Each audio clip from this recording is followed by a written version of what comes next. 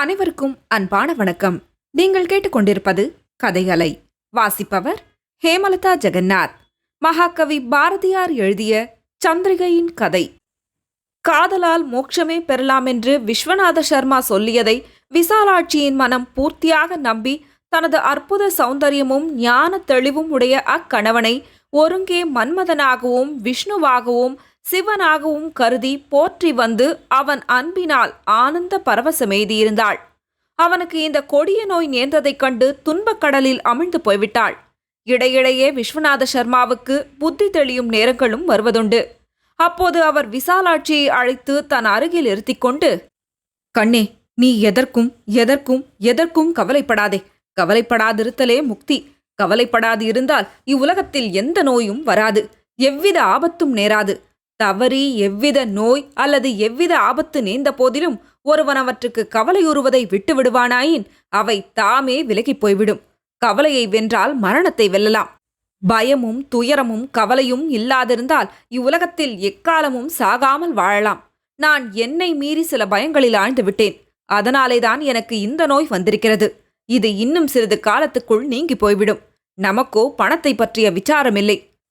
நான் 3 வருஷம் எழுதாமலும் ஒரு காசு கூட சம்பாதிக்காமலும் இருந்த போதிலும் குஜராத்தியானிடம் போட்டிருக்கும் பணத்தை வாங்கி சம்பிரமமாக சாப்பிடலாம். என்னை பற்றிய விசாரங்களுக்கும் உன் மனத்தில் இடம் கொடுக்காதே. இடுக்கன் வந்துற்ற காலை எரிகின்ற விளக்கு போல் நடுக்கம் ஒன்றானும் இன்றி நகுக. தாம் நக்கப் போதவ் விடுக்கனை அறியுமெக்காம் இருந்தழுதி யாவருய்ந்தார் என்று சீவக சிந்தாமணியில் திருத்தக்கதேவர் பாடியிருக்கிறார். அதாவது, துன்பம் நேரும்போது நாம் சிறிதேனும் கலங்காமல் அதை நோக்கி நகைக்க வேண்டும். அங்கனம் நகைப்போமாயின் நமது நகைப்பே அத்துன்பத்தை வெட்டுவதற்குரிய வாளாய்விடும். அவ்வாறின்றி வீணே உட்கார்ந்து துயரப்படுவதனால் மனிதருக்கு உய்வு நேராது, நாசமே எய்தும். இந்த உபதேசத்தை நீ ஒருபோதும் மறக்காதே. என் கண்ணே, என் உயிரே, விசாலாட்சி, நீ என்ன நேர்ந்தாலும் மனத்தை தளர விடாதே. நீ எக்காலமும் எவ்வித நோயும் கவலையும் இன்றி வாழ வேண்டும் என்பதே என் முக்கிய விருப்பம். உன் மனம் நோக நான் பார்த்து சகிக்க மாட்டேன் என்று பல சொல்லி மனைவியை சமாதானப்படுத்த முயல்வார். ஆனால் இவர் இங்கனம் பேசிக் கொண்டிருக்கையிலேயே விசாலாட்சியின் கண்களில் ஜலம் தாரை தாரையாக கொட்டத் தொடங்கிவிடும். அவள் கோவென்று அழுது விம்முவாள். இதை கேட்டு விஸ்வநாத சர்மாவும் ஓலமிட்டு அழத் தொடங்குவார்.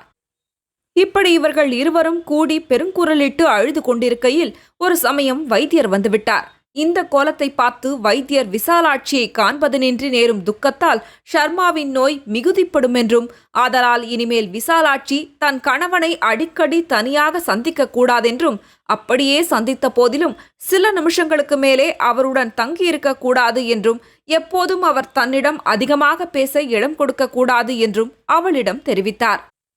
அவளும் எவ்விதத்தாலும் தன்னால் தன் கணவனுக்கு அதிக கஷ்டம் நேரலாகாதென்ற நோக்கத்துடன் ஆகாரம் போடும் நேரங்களைத் தவிர மற்ற நேரங்களில் ஷர்மாவை அடிக்கடி பார்க்காமலும் அவருடன் அதிகமாக பேசாமலும் ஒதுங்கியே காலம் கழித்து வந்தாள். ஆனால் இதனின்று விஸ்வநாத சர்மாவின் துயரமும் மனக்கலக்கமும் அதிகப்பட்டனவே அன்றி குறைவுபடவில்லை.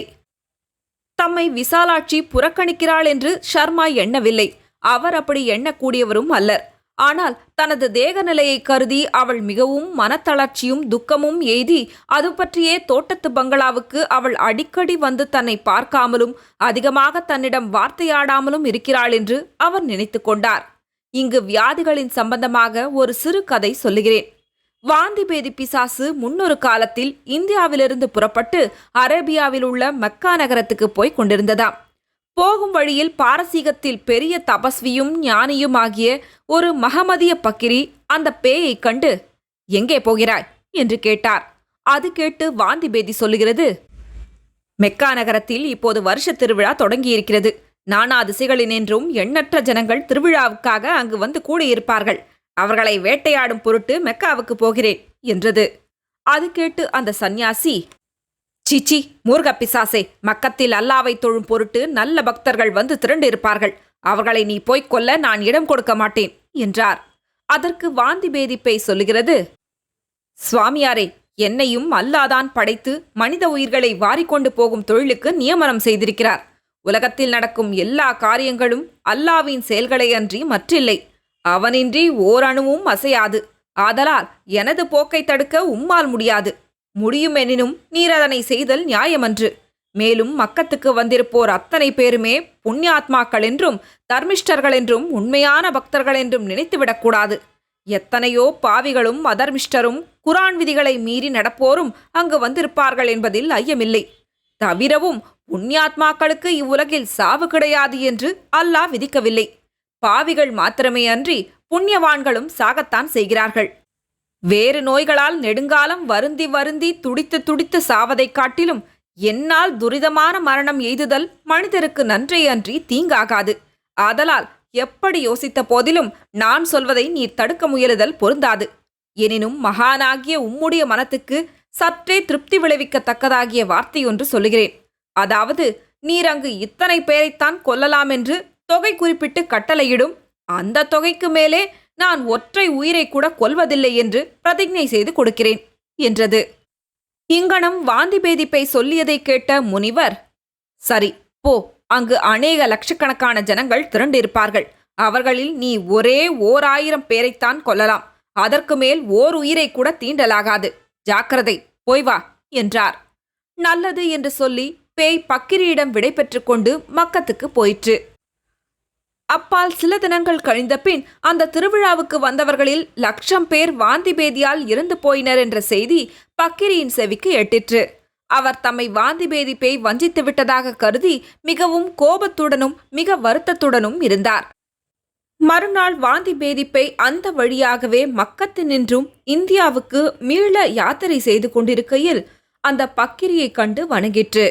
பக்கிரி பெரும் சினத்துடன் அப்பேயை நோக்கி, துஷ்டப்பேயே, பொய் சொல்லிய நாயே, என்னிடம் 1000 பேருக்கு மேலே கொல்வதில்லை என்று வாக்குறுதி செய்து கொடுத்துவிட்டு அங்கு மக்கத்திலே போய் 1,00,000 ஜனங்களை அழித்து விட்டனையாமே, உனக்கு என்ன தண்டனை விதிக்கலாம் என்றார். இதை கேட்டு வாந்தி பேதி பேய் கலகலவென்று சிரித்தது. அது சொல்லுகிறது, கேளீர் முனிஷ்ரேஷ்டரே, நான் உமக்கு கொடுத்த வாக்குறுதி தவறாதபடியே 1000 பேருக்கு மேல் ஓர் உயிரை கூட தீண்டவில்லை. 1000 பேரே என்னால் மாண்டவர். மற்றவர்கள் தமக்குத்தாமே பயத்தால் வாந்தியும் கழிசலும் வருவித்துக் கொண்டு மாய்ந்தனர். அதற்கு நான் என்ன செய்வேன்? என் மீது பிழை சொல்லுதல் தகுமோ என்றது.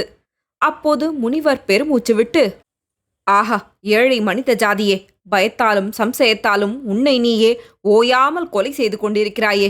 உன்னுடைய இந்த மகா மூடத்தன்மை கொண்ட மதியையும் இம்மதியை உன்னிடத்தே தூண்டிவிடும் மகா பயங்கரமான விதியையும் நினைக்கும்போது என் நெஞ்சம் கலங்குகிறதே.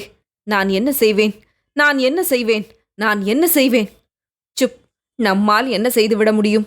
அல்லாஹு அக்பர், அல்லாஹ் மகான், அவருடைய திருவுளப்படி எல்லாம் நடைபெறுகிறது. அவர் திருவடிகள் வெல்லுக என்று சொல்லி முழங்கால் படியிட்டு வானத்தை நோக்கியவராய் அல்லாவை கருதி தியானம் செய்யத் தொடங்கினார். பேயும் அவரிடம் விடை பெற்று கொண்டு போய்விட்டது. இந்த மாதிரியாக நான் ஒரு கதை வாசித்திருக்கிறேன். நோய்க்கு முக்கியமான காரணம் ஜீவர்களின் மனதில் தோன்றும் பயம், கவலை, கோபம், சம்சயம், பொறாமை, வெறுப்பு, அதிருப்தி முதலிய விஷகுணங்களேயாம் என்பது இந்த கதையின் பொருள். இதை நான் அங்கீகரிக்கிறேன்.